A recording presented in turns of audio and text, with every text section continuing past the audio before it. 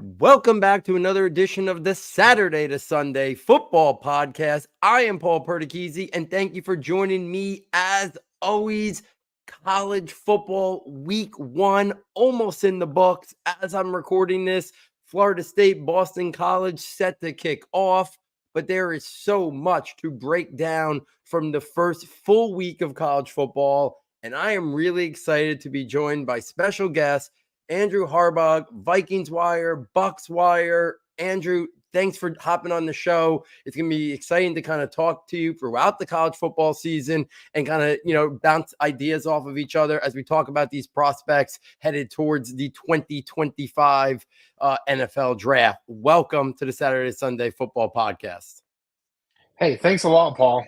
You reached out to me over the summer and took me a hot minute. I've been a little busy taking on those 2 new editor roles you just mentioned, and I appreciate you plugging those. But very excited we're here, both with you and on the final night of what is week 1 now for college football. It was last night, I think, was the best night of it all, but ironically for a Sunday. But it was great to be back, to have all those games and the players and just the ESPN anthems, Lee Corso, the whole bit.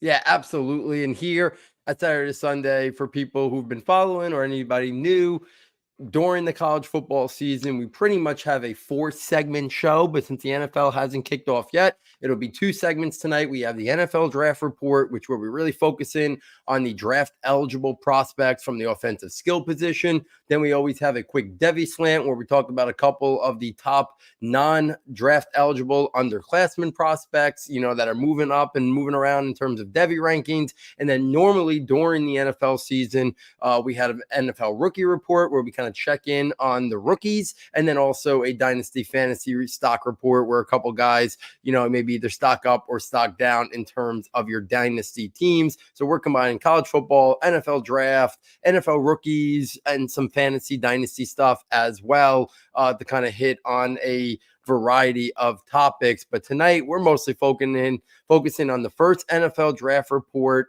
for week 1 of the college football season. So let's kind of jump right into it. Let's start at the quarterbacks, because I titled this episode, new quarterbacks emerge. And I kind of want to start there. You kind of alluded to last night being the probably the premier game, that USC LSU game. And I think it kind of starts with, the quarterback discussion for this week, I think starts with what we saw last night with Garen Nussmeier and Miller Moss of LSU and USC. Nussmeier, 29 of 38, 304 and 2 touchdowns. Miller Moss, 27 of 36, 378 yards, game-winning drive.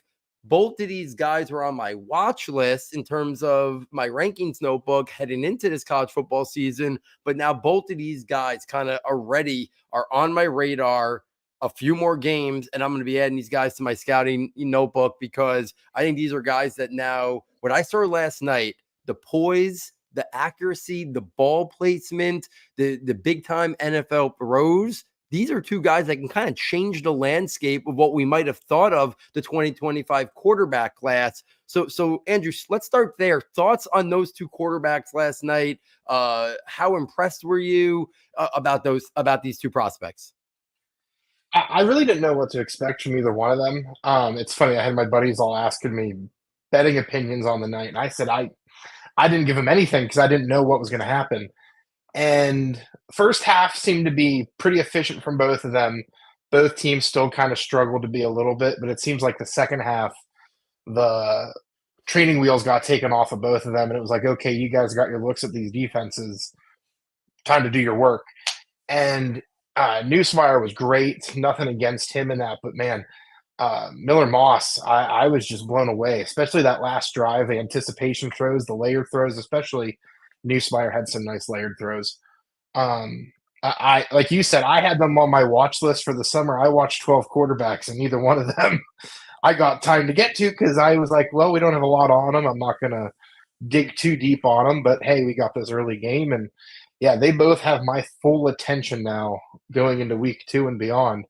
But yeah, I mean, it's going to be interesting to see. And I think, too, the reason we saw them kind of perform as well as they did out of the bat, I'm not the biggest fan of people subtly bashing the transfer portal, But I did like how Herb Street last night on the broadcast towards the end made the point, and it's a great point, is both guys have been at those programs, have been sitting and waiting, know the system, know what it takes to handle the pressure and what's coming into that game. And you saw what happens when you get a quarterback who has sat, developed, and can be ready for that type of situation. And even in the NFL now, we don't even see many rookies get that chance anymore when they really could benefit from it. So it was just last night was kind of like a throwback game for me a little bit. So it was fun to watch, but yeah, both of those guys definitely have my full attention now going forward. And the point that you just made, I think, is so prevalent because I think they're sitting, waiting, and learning. I think possibly could help prevent a little bit of up and down inconsistencies. But of course, they're going to have some bad weeks. Everybody does. But because they have developed, I don't know if it's going to be as up and down as it might have been for like a freshman or someone who doesn't have a lot of experience in the system. Like one week they look great, the next week they look terrible. I kind of feel like this could be a little bit of a crescendo with these guys. They got their first one under the belt, and they've been kind of itching here to get an opportunity over the last couple of years. That time that they understand the responsibilities and the scheme and prepared for this could prevent them from having some of those inconsistencies, which we so often see with young, inexperienced quarterbacks. So I think it's a great point you make. And these two guys, I think, like I said, could really change the landscape of what we look at this quarterback class. I had Dane Brugler on before the season started, and we were saying, listen, it's an intriguing quarterback class, but there's nobody who kind of makes you say, wow, they're a lock top 10. There's some guys that could obviously be in the mix to be top 10 guys, and we'll talk about a couple who kind of lived up to the hype in week one as well. But then there was a lot of guys like developmental. They could go either way, and we saw some of those guys kind of go the negative way this week. So what we saw out of Nussmeier and Moss, I think really kind of gets me excited for this quarterback class that we could have maybe more names potentially at the top to kind of talk about. Let's just go to the top guys. Any quick thoughts on Shadu Sanders out of Colorado, Carson Beck out of Georgia? Sanders threw for over 400 yards, 4 touchdowns in that win. I believe that was on Friday night, the 31-26 win. And then Carson Beck, obviously Georgia rolled Clemson on Saturday, just under 300 yards, 2 touchdowns. Any thoughts on Sanders or Beck? I haven't had a chance to really pick your brain. Do you have a clear preference between the two right now? I can't imagine anything from week one, dramatically swayed your thoughts going into the season, but maybe some quick thoughts on Sanders and Beck. Yeah, no, I mean, nothing really I was really more surprised at how efficient Beck was against Clemson and really how bad Clemson was, but that's not really helping him or hurting him one way or the other. He was my QB1 coming out of the summer. He's still there after week one, obviously. We're not making too many quick changes there. I will say with Shedeur, kind of more the same thing. It was really him and Travis Hunter ran the night. North Dakota State, I figured, was going to make it very interesting, and they did. They covered. That's for those who are betting. That's one major thing. But for Shedeur, what I noticed right away, and I tweeted about it, that first drive, there was no thinking. It was like, okay, this is the pass we're going to do. And I don't mean that as a bad thing either, the no thinking part.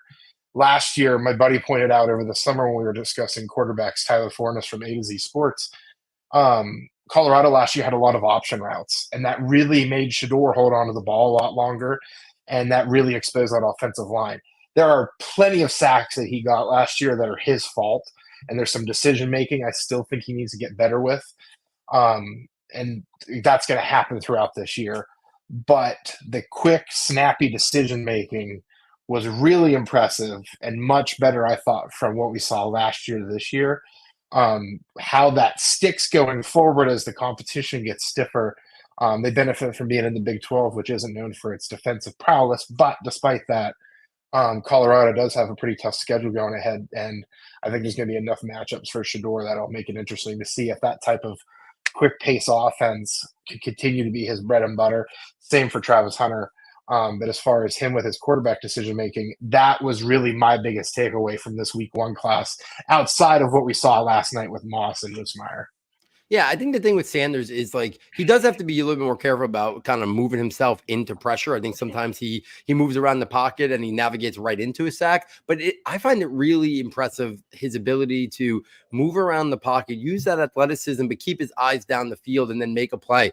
To me, playing off structure, playing off script a little bit, like, and he's got the arm talent to make those throws too, to snap the wrist and put it where the ball needs to be placed. And I thought we saw that there. And listen, I get the hoopla is always going to surround them, being prime son and everything. But I do sometimes think it works the other way, is that people almost want to find criticisms if they don't like Prime and they don't like Dion, in terms of that. But like, if you just kind of realize, like, he's not working with it, besides Travis Hunter, he's not working with a pristine setup there in terms of O-line. It's not like the defense is helping him out a lot in terms of like bailing him out. Like if they have a bad possession, he, even in one of the, I think the interviews, I don't know if it was going into halftime or something, he was like, we got to score every single time, which I thought was kind of a little bit of a knock on their defense. And I think sometimes he's got to be a little bit more, cautious with his words and stuff. But I do find his skill set to be intriguing. And then Carson Beck, on the other hand, to me, he's just rock solid. Like there's so much, like I want to see if he gets pushed to playoff structure and playoff script a little bit, because to me, when I watch him play, is like, if you're looking for that prototype of the Jared Goff, Kirk Cousins, Matt Ryan spectrum, that's kind of what Carson Beck reminds me of. And I know that's not really in vogue as much as it once upon a time used to be in the NFL, but like he could be like a major upgrade on what a lot of NFL teams don't have, at least, even though he's not that playmaker type. So I think those two guys are going to kind of be, I kind of expect, as we kind of check in on the quarterbacks throughout this year, that Sanders and Beck are going to kind of always be near the top of this. And it'll be interesting to see if anybody else could kind of jump up, where I kind of want to use that as my pivot point to bring you back in here. I talked about on my quarterback preview show, after those guys, a lot of developmental guys who have the traits to take that next step. The one who I thought was closest to the top was Quinn Ewers. I don't think Texas this week pretty much took care of business. Quinn Ewers, looked good. 20 of 27, 250 yards, 3 touchdowns. I don't think we really learned a lot about Quinn Ewers this week, but it was nice to see him kind of get off. But the 4 names I want to bring up, and 2 performed well this week in terms of those developmental guys, and 2 really struggled. So I'm going to kind of bring them all up, and then we can kind of talk a little bit through them. Guys who I thought looked really well for week 1, who are on that developmental track. Drew Allar out of Penn State, 11 of 17, 216 yards, 3 touchdowns. Also helped out on the ground, 6 for 44, helping Penn State get a decisive victory. Cameron Ward making his debut for Miami, looked unbelievable. 385 yards, 3 touchdowns. Obviously, he's now the double transfer, starting at Incarnate Wood, then going to Washington State. I've always been a fan of Ward. His improvisation skills, he's got to clean up the decision making. So it was nice to see him play a really sound game for Miami, and they really took it to Florida this past week. So those are 2 guys kind of on the trajectory up. Actually, let me bring you in on those 2 guys. Any thoughts on Allar or Cameron Ward, who I thought really had strong opening weeks to hopefully set the stage for them, showing more consistency this year and maybe pushing themselves up the quarterback board as well? Yeah, those both games were like the 2 I was most glued to and excited for this whole weekend as far as the Saturday slate goes. As far as Drew Aller, I think oh my gosh, train of thought. I think the addition of Kotelnicki as their offensive coordinator, coming over from Kansas and bringing that like offense where you really just play to your quarterback skill set, is what Drew Aller has needed this whole time. James Franklin has had a merry-go-round of offensive coordinators since he's been at Penn State. The talent at the quarterback position, too, he's had Sean Clifford, who is really his longest guy. Obviously, you win a Rose Bowl with him and winning seasons, you're doing okay at Happy Valley. But everyone, when you get a 5-star quarterback, especially when you steal him from Ohio State, returning the favor for Terrell Pryor so many years ago, for those who remember that. Terrell Pryor chuckle, we're thriving here. But with Aller, he's always had the tools. That's never been the issue. It's whether or not he could put it together, and he put it together on Saturday. That was by far, I think, the best game he's had. And obviously, you only have 17 passes, completing 11 of them is not going to impress anybody on the box score.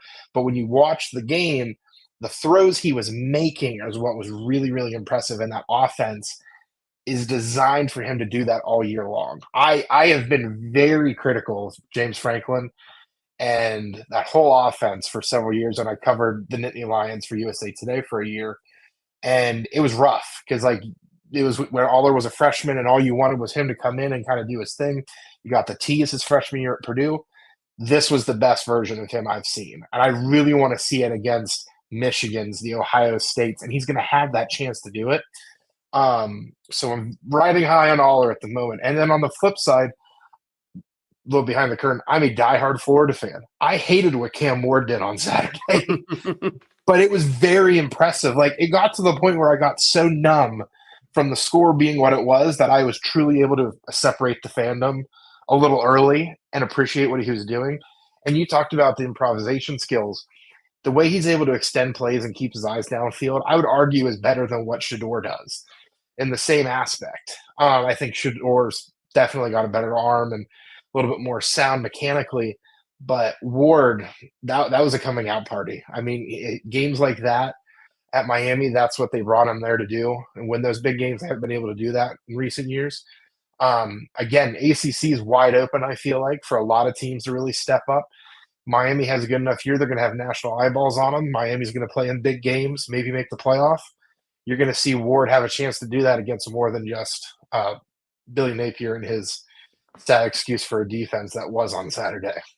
Yeah, I mean, Ward is one of those guys, and I'm a Florida State guy, and I really wanted Ward to end up there. Instead, we got DJ Ulangale, and I mean, to me, Ulangale to Ward, I'm sorry. it's like it's night and day. Like if Ward was the quarterback at Florida State, there's no way they lose last week, and I think the whole outlook of the Florida State season looks a lot different if Ward would have chosen them over Miami. But the thing about Ward is, like, if he cleans up the turnover-worthy plays and the decision making, I think he's really going to intrigue some NFL teams because he's also got better. He hasn't used the athleticism a lot in terms of like rushing yards, but I do think he's got it in his repertoire to at least use it to scramble, move around the pocket, make plays to then buy him more time to throw the football down the field. He does a good job too, keeping his eyes downfield when he plays off structure. So there was a lot to like about him, and I think you laid it out really well. Miami's going to be in the thick of things, I think, this year, and that means a lot of eyeballs on Cam Ward as a guy who could elevate himself into the top 50 mix, maybe even higher, if all things go well. On the flip side of the two guys we just talked about is Connor Wegman out of Texas A&M and Donovan Smith out of Houston. These were two guys I was extremely excited about where this season might have been headed. I thought they were very toolsy, a lot of traits that were very intriguing. Donovan Smith, the prototypical size and frame, reminded me a lot of like a Dante Culpepper in terms of the size and frame and the athleticism. Benched this past week. UNLV, Houston really struggled against UNLV.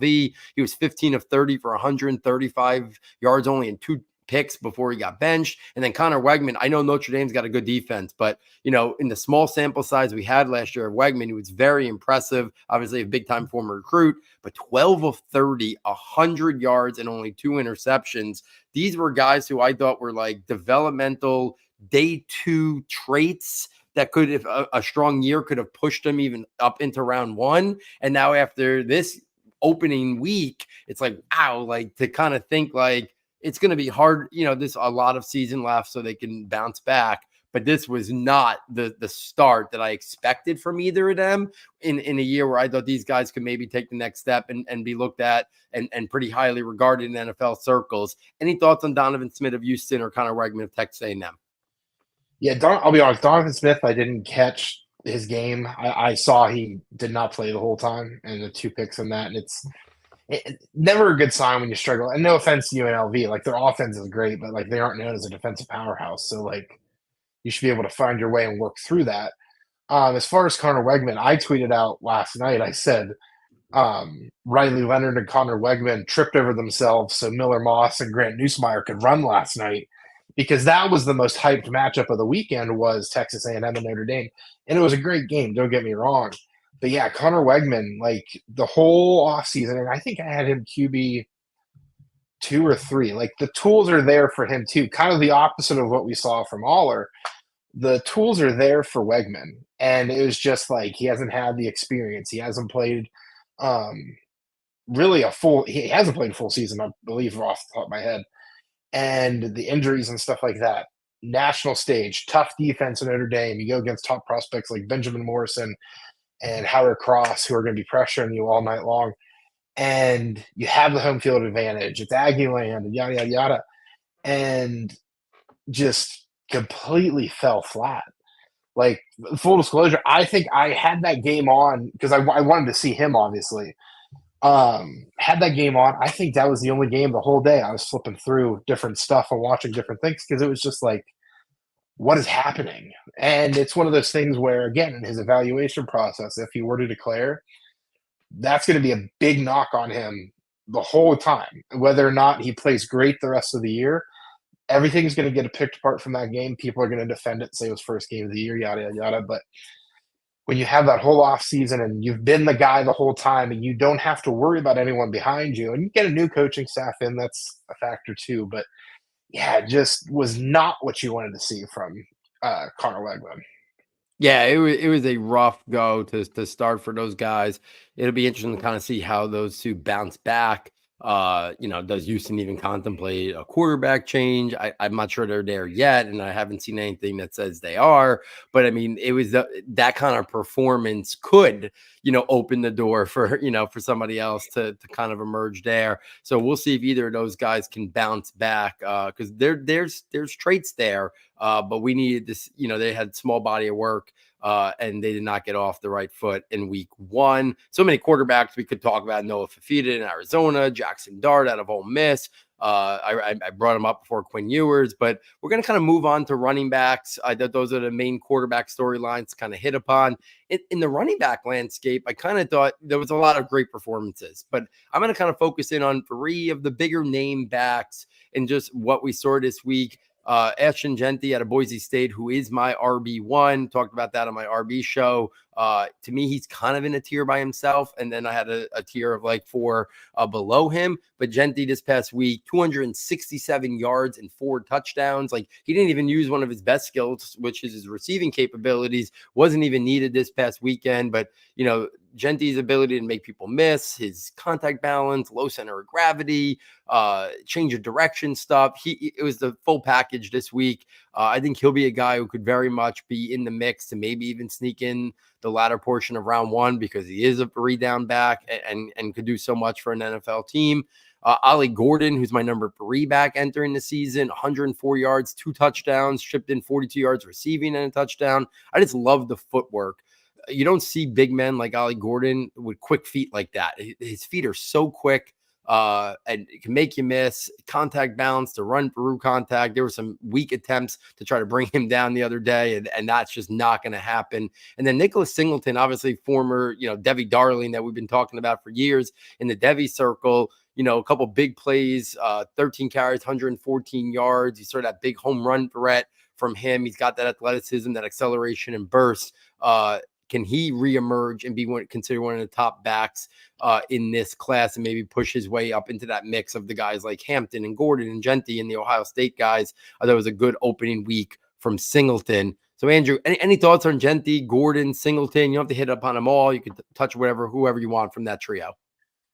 Yeah, Singleton, again, just like Aller, came in his freshman year. Him and Katron Allen, I want to say they're the only running back tandem in Penn State history as freshmen to have 1,000 yards total combined. And Katron Allen, again, for a little bit he got the run. I thought he looked pretty good too. But Singleton looked the part, 100%. Like, that was an RB1 making performance from him.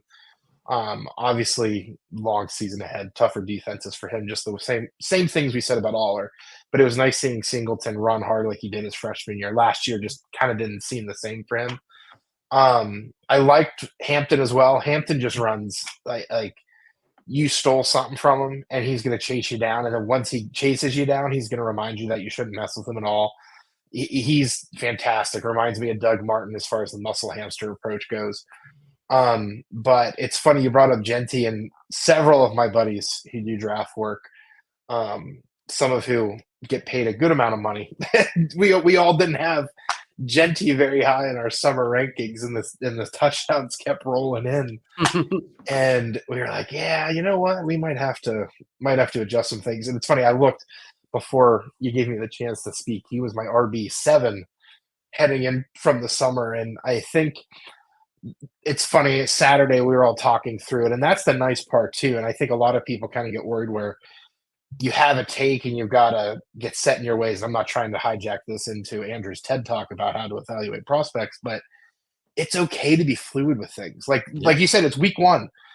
So much is going to change going forward. But like for me, it was like, okay, I've got to really work on my Genti evaluation whenever comes time for it. Like these are the things he did well, and these are the things I got to look for. But yeah, he was phenomenal. Like you said, look the part. Back end of the first round, there's several teams in that range that could use a running back. Like get Genti with the Bengals, get Genti with the Rams, or any just different places you could fill him in with, and I think he would thrive. And or the Cowboys. My God, the Cowboys really need some sort of not over the hump running back to be on the roster there outside of Cook and Zeke. But no offense to Deuce Vaughn, but there's several well-established teams that need a running back and are in good offenses. Genti, Judkins, Henderson, Singleton. It's going to be a good year if you need a running back come April. There's going to be a lot of fun landing spots, I think. And Genti, I think, is almost going to be landing spot proof unless he gets put behind somebody well-established. Yeah, and here's the thing, like, even first off, I'm right there with you. I always say these rankings are very fluid. Like I was literally adjusting things watching games on Saturday because like we're going with what we have before, but then we're seeing more data, and this is the first data point of this year. And when it comes to the running back class, there's going to be 7 or 8 guys that have like round 1, round 2 grade. That's how strong of a class it is. You know, like you rattled off some of the other ones who we're not even going to talk about today, Judkins and Henderson. And I'm a big fan of Ott from California and other, you know, and other guys. We didn't even see Trevor Etienne this week, right? Who was suspended. Like there's a lot of guys who are going to be in the running back mix. So it's going to be fun to kind of see, do all of them come out? Do any of them are surprise returns, right? You know, we've seen guys, sometimes be a surprise return back to school. And one last running back I want to bring up, and he was the one guy who I kind of was disappointed in what I saw this week. I really have been a fan of Donovan Edwards and wanted to kind of see him kind of explode in the first game there. No Blake Corum, obviously Michigan got a comfortable win, but like 11 carries, 27 yards, like after an inconsistent up and down year last year. I know he found the end zone on a short pass catch, but thoughts on Donovan Edwards? Do you think we could, because I feel like we rewind it 365 days ago. Most people thought he might have been one of the top RBs in last year's draft class, maybe even taken ahead of his teammate Blake Corum. And now here we are a year later, and it's like, is he even going to be in the mix with these other running backs that we're talking about, like Genti and the Ohio State guys? Or is there just something missing right now from his game that we might never see the guy who we thought he was going to be? Yeah, it's funny. We'll go back to Andrew's school of great running back evaluations. And last year, I was one of those people. Edwards was my RB1. I loved what I had seen out of him. I was like, it's going to be him and Corum again. Obviously, Michigan wants to run the ball down everybody's throat. They did that all the way to a national championship. And in that national championship, it's kind of like he fooled everybody, kind of like the Chris Hogans did in the Patriots playoff runs and all these other random players that would just step up and you'd get enamored with and you'd remember come over the summer. Edwards looked great in that national championship game. Phenomenal. Everything you thought about him going into last year was gone all year. And then against Washington, it was like, oh, the light bulb went on. And that light bulb got smashed, put in the landfill, and I don't know where it's at now. And we're back to square one with Donovan Edwards. And his biggest issue, I don't know if it's just he doesn't know how to read what's going on, but his vision is just so tough at times. And it's funny, when the college football playoff video game came out, that was the one thing everybody said was they're like, oh, wow, Edwards plays the video game the way he does in real life. He'd have a hole in the video game and he'd bust outside because he thought that's what he had to do. And you're not going to be able to do that, especially in the NFL when everybody's so much faster than they are. No offense to Big Ten defenses, but yeah, Edwards is just, I want to believe, I really, really do. But again, I didn't even watch him this summer because I was like, nope, we're not going to get fooled. We're not going to go off this national championship run. And I'm glad I waited. But yeah, I mean, he, again, has all the tools in the world. One guy who had the same problem was Trent Richardson. And I don't want to say that's a player comp or anything. I don't know how their sizes compare or anything, but like again, behind the curtain, I'm a Browns fan. Trent Richardson, that was his biggest issue was he would just run into guys or he'd try to run outside, didn't have the speed to beat everybody every time, and you'd get tackled for a loss more often than not. Yeah, so it'll be interesting to kind of see, obviously things were pretty easy for Michigan this past week, when they're in tougher games, closer games, how do they go to Edwards? Is he even the guy they lean on in those moments? I think it'll be a telltale sign on what they think of him in terms of, keeping the chains moving and stuff like that. And can he get back to that big playability and clean up some of those concerns and developmental areas that we were talking about? Let's take this over to the pass catchers. I mean, so many wide receivers to talk about. We're not even going to get to, even half of all the names that we probably should get to. But let's start with two of the major names. Obviously, Tet McMillan, obviously the box score numbers of the weekend, 10 catches, 304 yards, and 4 touchdowns. Anyone who might have went to bed Saturday night and woke up to that final stat line, just absolutely wreaking havoc in that game. You don't see men his size with the fluidity and the movement skills. I don't think he's going to like blaze like a 4.4 or anything, but that's fine at 6'5", even if it's like 4.48 or even 4.5 flat. Like he's just so fluid for a man his size. Reminds me a lot of like a Drake London type, right near the top of the wide receiver ranks. He's either most people's number 1 or number 2. Travis Hunter, who a lot of people's number 3 or 4, 7 catches, 132 yards and 3 touchdowns, playing both ways, which is just insanity to truly think about how much running and conditioning he needs to do all that running in the game. His ball skills, like we saw, I still don't even know how he caught that one in the corner of the end zone with the guy draped all over him, but the ball skills that Travis Hunter shows, hand-eye coordination, those are to me, his ball skills and that are the traits that stand out the most about him. Any thoughts on McMillan or Hunter? We know that they're elite prospects already, but anything stand out like just wow, like even more stunning than what I expected from these guys? Yeah, Hunter, I mean, both guys, I'll give some praise to, but Hunter, I'll give you a little bit more time on before I hit on my already getting a player comp for McMillan. Um, Hunter, like you said, that catch in the end zone, I still don't know how he made it. Like, that was one of the most impressive things ever, especially when you add in the awareness to stay in bounds, the body control to be able to make the catch, contain it through the contact, the strong hands, the concentration. Like you could have anything you want a wide receiver prospect to do that doesn't involve like route running, but like all the other parts of it. And not that his route running is bad, but I'm just saying on that moment from the time the ball was thrown towards him, it was just a clinic on what you want to see. And for him to be able to do that, PFF's draft podcast, Trevor Sikkema said that his body control reminded him of Garrett Wilson, which I thought was a very high praise and a big compliment at the time. And I was like, okay, this seems a little steep. I saw that and I was like, you know what, I see it and I get it. And you know what, who am I to question at that point? But so yeah, Hunter looks the part and not even touching on the quarterback prospect, which also looks great, but he could be a great wide receiver. He could be a wide receiver 1 for somebody if he gets drafted to and given the chance. And as far as Mike Evans, like you talked about, or not Mike Evans, Ted McMillan, a lot of people compare him to Mike Evans, and that's what I was getting at and you talked about some people may worry about the speed and this and that. Mike Evans ran a 4.53 at the 40, and he's turned out okay as he's waiting. He's already fitted for his gold jacket. All he needs to do at this point is retire. But again, I think if you told somebody, hey, if you get McMillan, you're going to have a Mike Evans career, I think he's a top 10 pick, 10 out of 10 drafts with that type of expectation. He has the size and the skill set that I think really mirrors him. So I think that's somebody that, again, a wide receiver 1 for somebody. The classes we've had, the wide receivers going back to 2019 at this point, and 2020 especially, has been hilarious. It's just a spoiling of riches, and 2025 is going to be no different.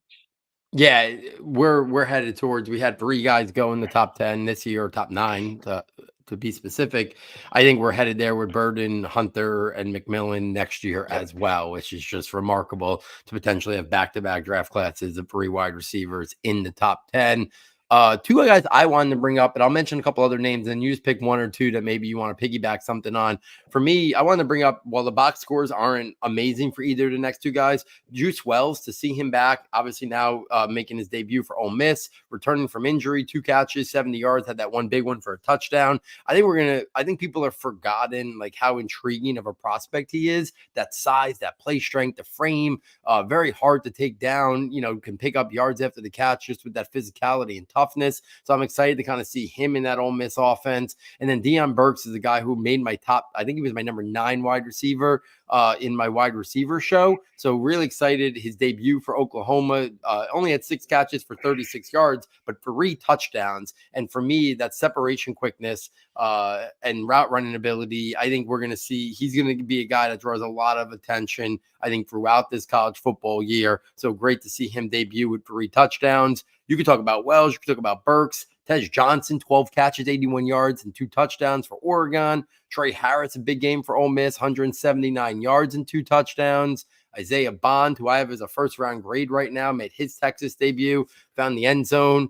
We talked about Cam Ward before. Xavier Restrepo is his main target, 7 catches, 112 yards, and a touchdown. Andrew, is there 1 or 2 names that I mentioned that I rattled off there that you kind of want to elaborate on or say something about? Yeah, Wells, I'm a big fan of him as well. I liked him coming out of James Madison when he went to South Carolina. South Carolina, him and Spencer Rattler, I really thought could have a chance to cook together. That offensive line said, "That's cute, watch this." Never got a chance to either one of those guys to really show what I thought they could be. And then obviously he got hurt last year, and that made things even more complicated. But yeah, no, I think him with Ole Miss, Jackson Dart is going to be a really nice thing. Same with Trey Harris. Those 2 on the outside is comical for teams to have to defend.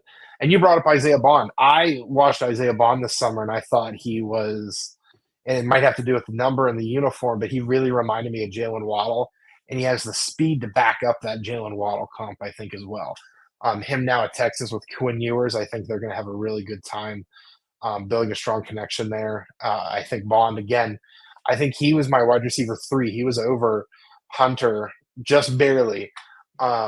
But he was behind, obviously, McMillan and Burden. But I'm a big fan of Bond as well. I think overall he was like a top 20 player on my board. So I'm a big believer in him. And then the route he ran where he was able to fix his helmet and still turn and make the catch was just hilarious. So the receivers really kind of seemed like they had to keep one up in each other.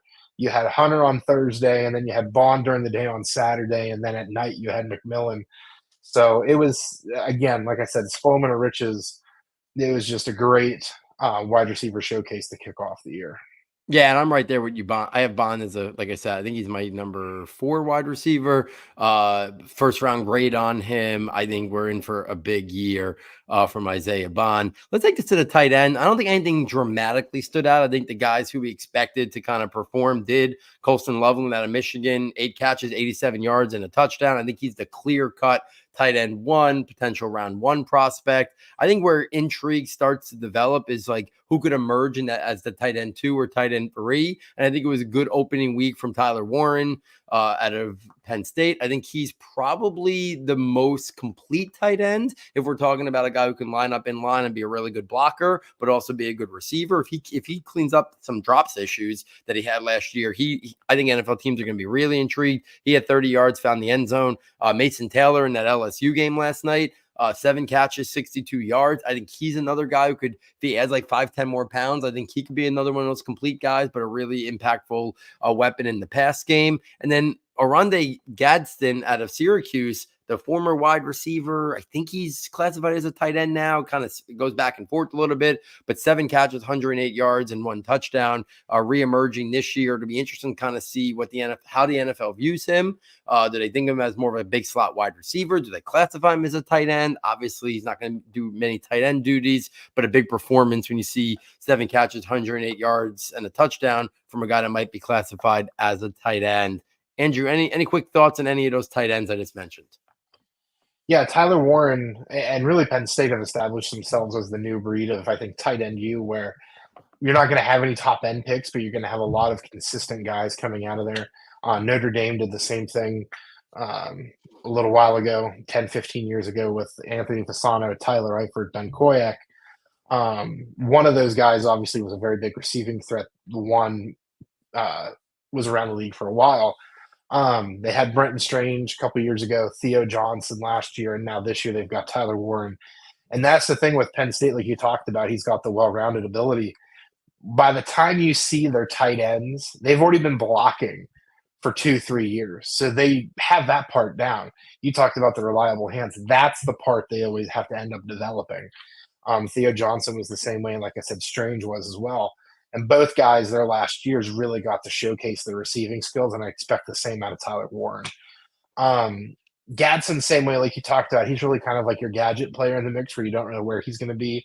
He's somebody that ends up with Kansas City or San Francisco and just ruins everybody's lives with random plays in the playoffs and getting designed here and there. But going back to those teams, you talk about Colston Loveland hitting his way into the back end of the first.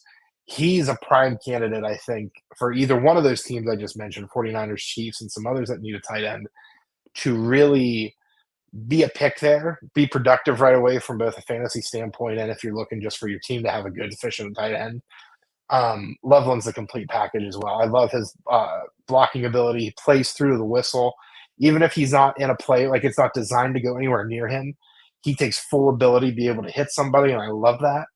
And then you add in the strong hands and the ability to turn his hips, turn upfield, good burst. I love writing in my terms. It's funny. It's a thing I stole from NBA 2K when they added the traits, the microwave ability. He has that microwave ability where once he gets the ball in his hands, he can heat up right away and get speed and get acceleration and get big plays. So, yeah, like you said, Loveland's kind of cemented himself at that one, but there's a lot of fun guys behind him, Warren, Gadsden, and a couple others.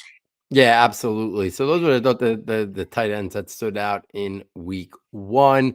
Let's spin this to a real quick opening week Devy Slant report.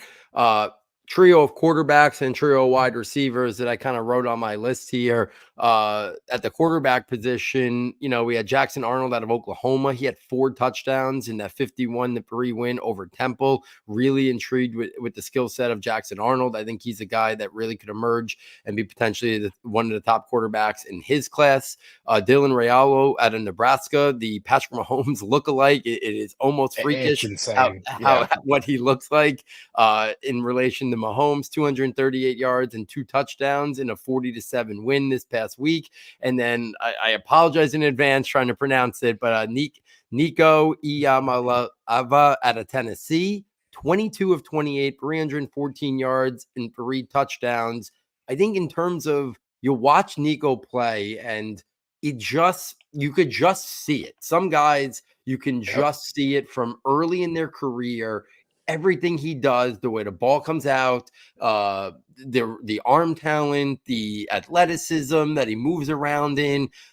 I think we're talking about, listen, we'll see about Arch Manning when he gets an opportunity, but you watch a guy like Nico and it's like, wow, like this is another guy that we're going to be talking about for a long time in college prior to him becoming a guy who's draft eligible. But it's hard not to look at the skill set of him already and say he's going to be one of those top 5, top 10 guys. I came away really impressed with all 3 of these young quarterback prospects. I found myself going into my Devy rankings. Like we said, things are fluid. And I was like, you know what? Like, I can't have guys who I think are maybe day 2 worthy in the 2025 class ahead of these guys. And like, I found myself moving things around in my Devy ranks because these guys were it just popped for some of these guys, and the upside and ceiling that I think these guys have made me push them up my Devy ranks, even though I'm usually a guy who skews more towards guys who are a little bit closer to being draft eligible. These guys had to move up my ranks a little bit because of how intriguing their skill set is. Andrew, any thoughts on any of these trio of underclassmen who are not draft eligible? Yeah, I mean, Nico, like you said about with him, you just watch the ball come out of his hands, and I feel like I can hear it. Like the zip he has on those passes is almost Marino and Elway like, and not a comp by any means. I'm sure that'll upset some random person that finds this, but he's everything I think that people wanted Joe Milton to be last year is what he is. Like he's got the size, he's physically imposing, he's got the rocket arm, but he sees the field so much better. He's able to be way more accurate. And in that offense, Heupel's offense, I mean, he's going to put up insane numbers. Like he's if they can get to the SEC title game, I don't even know if they have to win because I think the voting's done beforehand.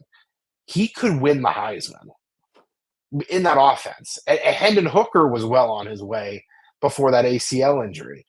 I don't know what Tennessee's schedule looks like. The SEC schedules, it's really you either got Murderer's Row or you've got a nice, comfy stay at a Comfort Inn for the weekend, basically, of a schedule. And as far as Jackson Arnold and Raiola, I'm really excited next week. Like, all eyes are going to be on Michigan and Texas as far as the game goes. I want to watch Colorado and Nebraska because we get to see the present with Shedeur Sanders, and then you got the future, I believe, with Dylan Raiola. I jokingly said after his touchdown pass on Saturday with the first pick in the 2027 NFL draft, I mean, he looks the part, and it's tough to do that with an 18-year-old kid. But the quarterback class next year, you got Nico, you've got Arnold that you talked about, who looked great against Temple as well. And looked great in their bowl game against Arizona going back to last year. He looks like he's really taken a step up over the summer. The quarterback position, from what's been like hit or miss year to year, I feel like the next 3 years we've kind of got a little bit of coasting we can do as far as, okay, we can expect some talent from the position.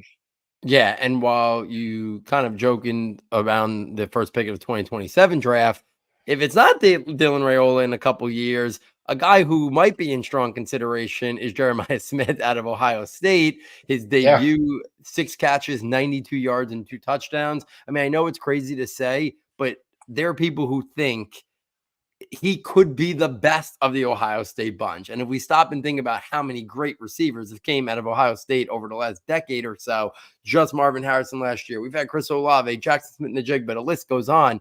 Jeremiah Smith might be the most talented of them all. He showed that immediately in his debut this past week, 6 catches, 92 yards, and 2 touchdowns. The complete package there. Ryan Williams, I think he might be 17 years old, out of Alabama. Big play waiting to happen with that elite speed. 2 catches, 139 yards, and 2 touchdowns. And then kind of getting lost in the shuffle because of so many great underclassmen, non-draft eligible wide receivers. Kevin Concepcion out of NC State, 9 catches, 121 yards, and 3 touchdowns. I think he's one of the best draft eligible wide receiver prospects in college football as well. Great opening week for him as well. Any thoughts to round out here, Andrew, about any of those 3 star-studded underclassmen receivers? Yeah, I think Smith is going to be the real deal. Like, as much as everyone was excited last year about Zachariah Branch and his big playability, Smith is just he's on another level already. And it's funny to think about it that way, but I think Hartline's just laughing every day he gets to wake up and coach him with the rest of the team.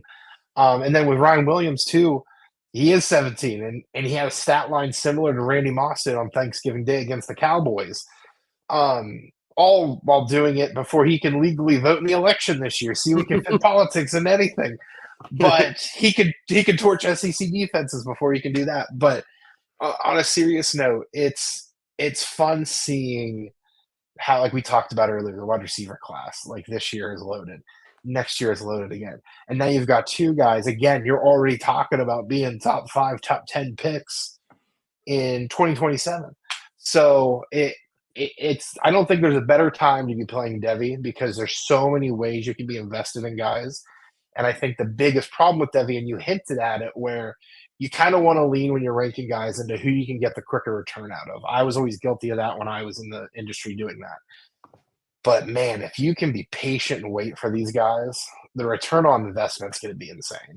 Yeah, it really is. And I can't remember a week 1 where I had 6 names, and I could have brought up more, like Nate Frazier from Georgia. There were so many other Yeah. underclassmen, non-draft eligible guys that I could have brought up. I don't remember a week 1 Devy Slant report that had more excitement to it than these 6 names. And I was just me limiting it to 6 because I knew we had so many guys to talk about in the NFL draft report who were draft eligible. And I feel like these are names that I could probably talk about every single week, and I'll try to bounce around, not talk about the same names every single week. But these guys, spectacular debuts to kick off this season. Andrew, thank you so much for hopping on. I know you're going to be joining me throughout the college football season. We haven't finalized any, definitive, schedule just yet. But I do know you're going to be here with me throughout the college football season at times. So I was really excited to kind of get one under our belt here. A lot to talk about. It was fun to have you across the way with me tonight. Please let my audience know where they can find you, if there's anything you want to promote that you're working on. Yeah, I think this was definitely a week 1 for us that we kind of were Ole Miss, and the program and the show rundown was kind of like Furman, where we handled it very well, and we got our 6 touchdowns in each, and everything went swimmingly. You plugged at the beginning, Vikings Wire and Bucks Wire, which I started over the weekend, got into them. If you're into the Vikings or Buccaneers, I've got coverage on both of those. We have mock draft Mondays. I have 2 mock drafts I did for each of those teams that came out today. If you're looking for more draft coverage, I annoy both Facebook pages because everybody is like, too early, I don't want to see it. No, we're never too early for the NFL draft. We were doing mock drafts the Monday after the draft ended in April and May. So it's always draft time all the time. And when you play Devy especially. But yeah, Vikings Wire and Bucks Wire is really where I'm at right now. And on Twitter, my handle's here at Andrew Harbaugh _. No relation to Jim officially, or John. So if you're a AFC West fan or AFC North, you can still like me and not have to worry about cousin Jim or John. Guys, make sure you're following Andrew. Make sure you're following all his great work over at Vikings Wire, Bucks Wire. Check out his Twitter handle as well for good draft content. He did a lot of scouting reports. I know I was reading through them throughout the summer as well. Always like to see what others in the industry, whose opinion I respect, is thinking about these prospects as well. So, on behalf of Andrew, on behalf of our sound tech engineer, David Nakano, and myself, thank you for joining us, and we look forward next time taking you from Saturday to Sunday.